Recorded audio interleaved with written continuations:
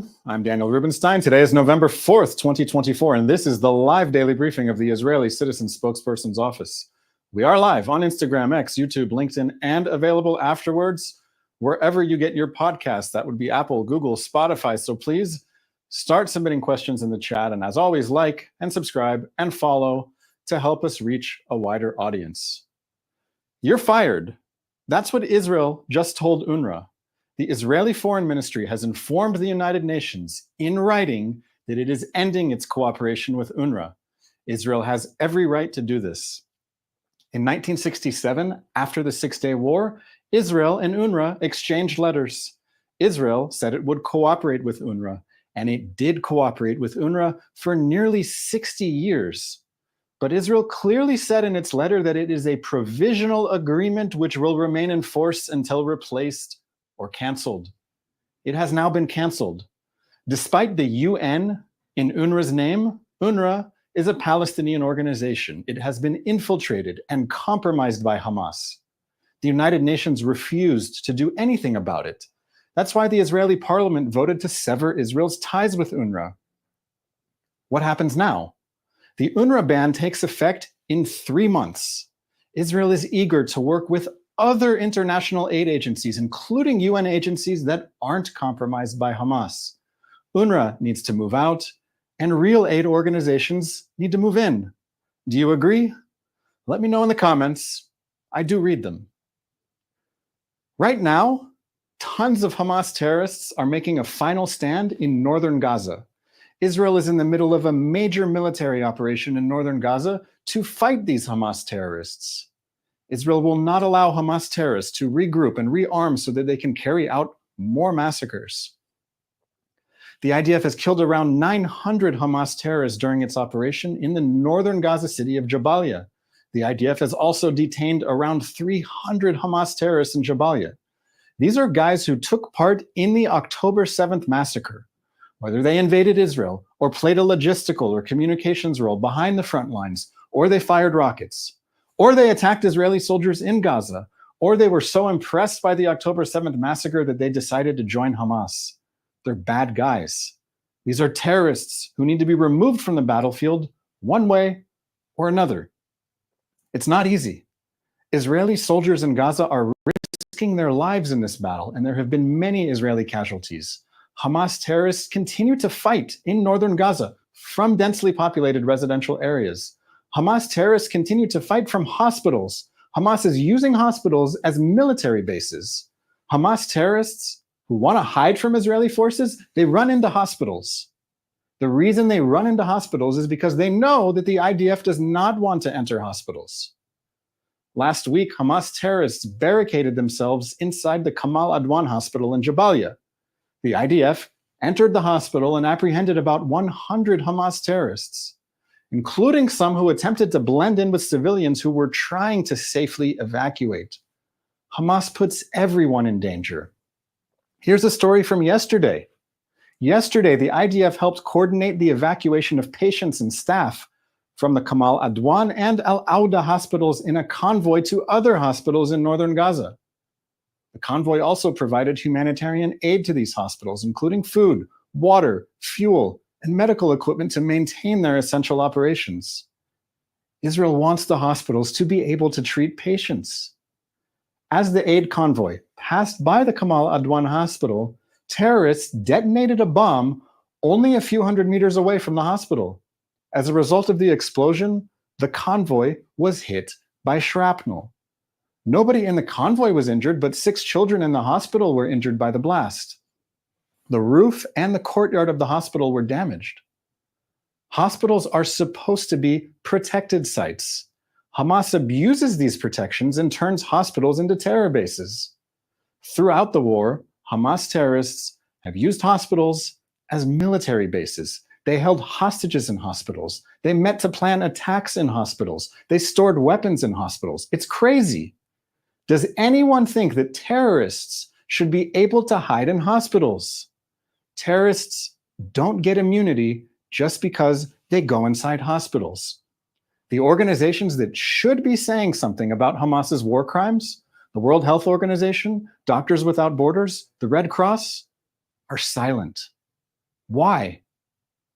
Journalists should know better. The Associated Press just published an investigation claiming that Israel is attacking Gaza's hospitals. The AP said the October 7th war has seen hospitals targeted with an intensity and overtness rarely seen in modern warfare, and that Israel has stood out by carrying out an open campaign on hospitals. This is reporting that is completely detached from reality. The evidence that Hamas uses hospitals for military purposes is extensive and cannot be denied. Let's never forget the big picture. Hamas is a savage and barbaric terrorist army that committed some of the greatest crimes in humanity, some of the greatest crimes against humanity in the history of humanity. Hamas continues to hold 101 Israeli hostages in its underground terror dungeons. Hamas has no red lines, and that includes using hospitals in its war to destroy Israel.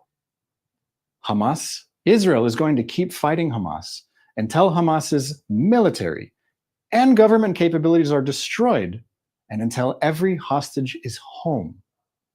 If you forget this big picture, then nothing else is going to make sense. Let's take some questions now from our audience watching live across social media.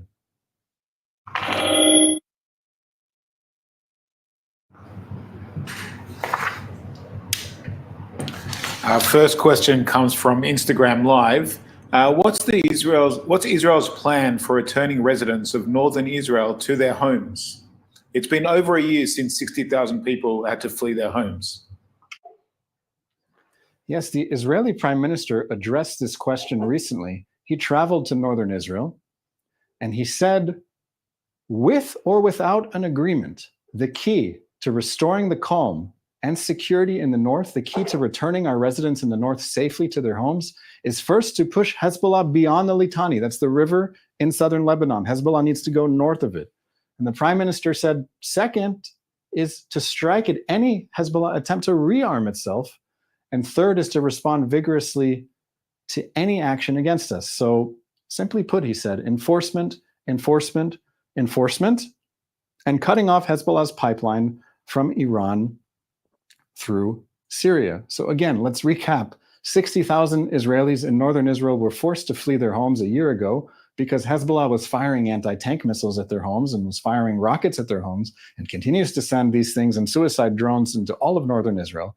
So 60,000 Israelis who were living in northern Israel had to relocate. They cannot go back home until Hezbollah is not on the other side of the border, a short distance away, pointing anti-tank missiles at their homes, ready to invade Israel, ready to carry out another October 7th massacre. So Israel would like to see a diplomatic solution that will end the war in Lebanon with Hezbollah far from the border and not coming back, and the Lebanese army taking Hezbollah's place in southern Lebanon. But if this doesn't happen, if there is no diplomatic solution that disarms Hezbollah and pushes it farther away, then Israel's military operation will continue and Israel will keep pushing Hezbollah away. We have seen in many media outlets that Iran is saying that it's going to fire ballistic missiles at Israel. What's Israel's plan with regard to this?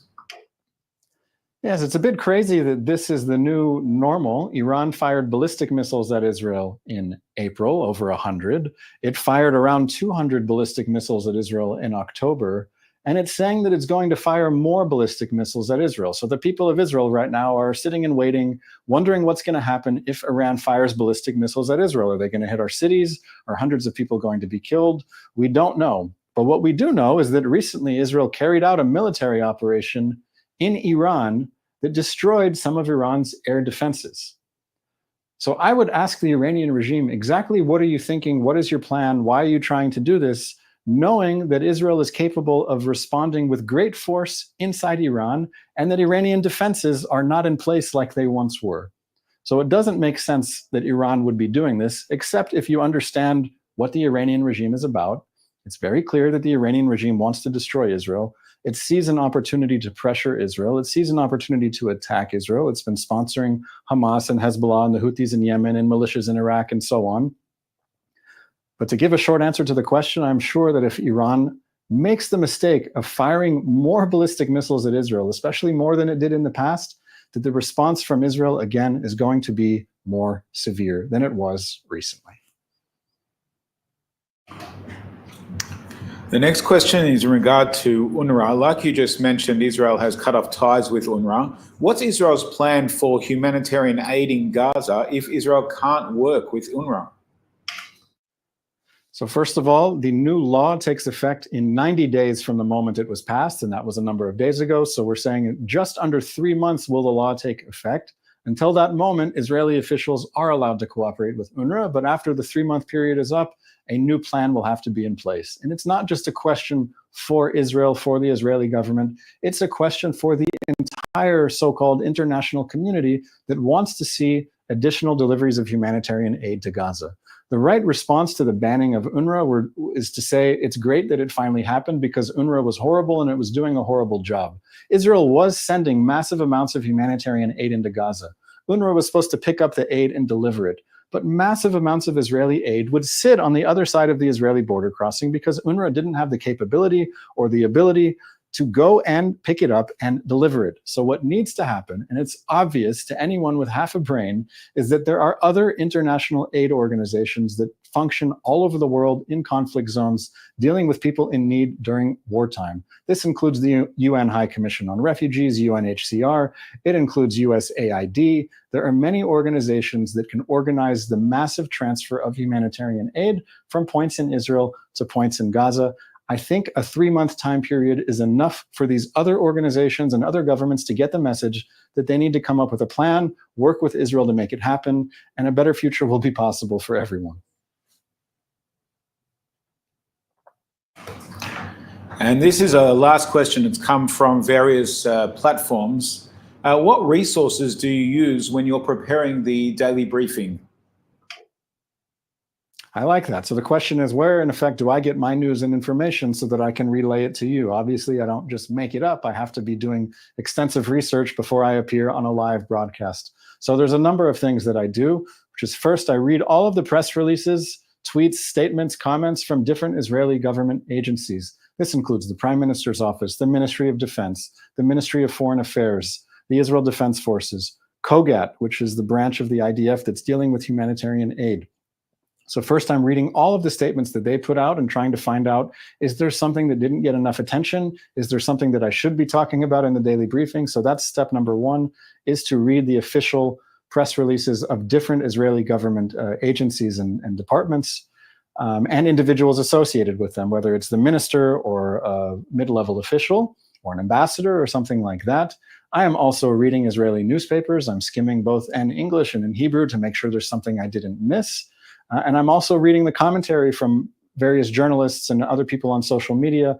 I follow a diverse group of people, journalists, commentators, analysts in Israel, around the world, in the Middle East, in the US. So when I'm skimming my Twitter feed, I'm getting a diverse array of perspectives. And all of these things help me create this product that we call the daily briefing. So it's official government press releases, it's solid news reporting, and it's reading commentary from others and putting them all together so we can present something to you in a few minutes of your time. So thank you for that question. And thank you for listening to the live daily briefing of the Israeli Citizen Spokesperson's Office. We are live every weekday, Sunday to Thursday in Israel at 3 p.m. Israel time, 8 a.m. on the East Coast. It's been a pleasure speaking to you. I'm Daniel Rubenstein, and I wish you a lovely day. Thanks for watching. Drop a comment below. Don't forget to like, share, and hit subscribe to stay updated with our latest content. Until next time, stay informed and inspired. This is DaJobnik signing off.